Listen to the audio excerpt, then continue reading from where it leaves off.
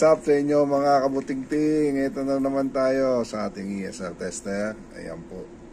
So naka-Arduino na po tayo, naka-digital na po tayo. Demo test lang tayo, tsaka demo casing lang yan. Ito po yung circuit nyan. Ayan po. So rechargeable pa rin po.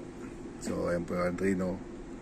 So ayan po yung pinaka front screen nya, no? Kung ano man yung naka output na ano dyan. So 100 lang tayo. Mag-test tayo ng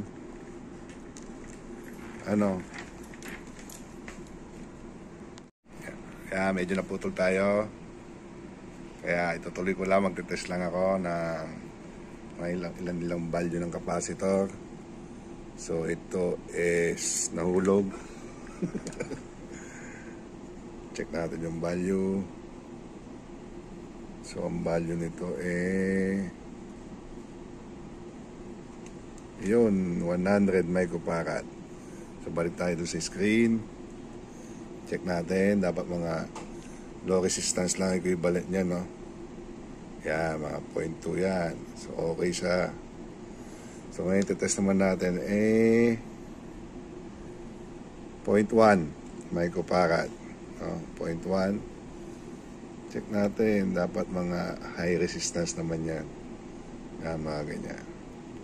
Ngayon, sa circuit naman tayo, tingin tayo. So, ito, tingin natin is...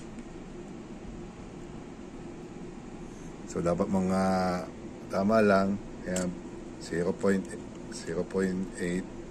Teka lang. Yan.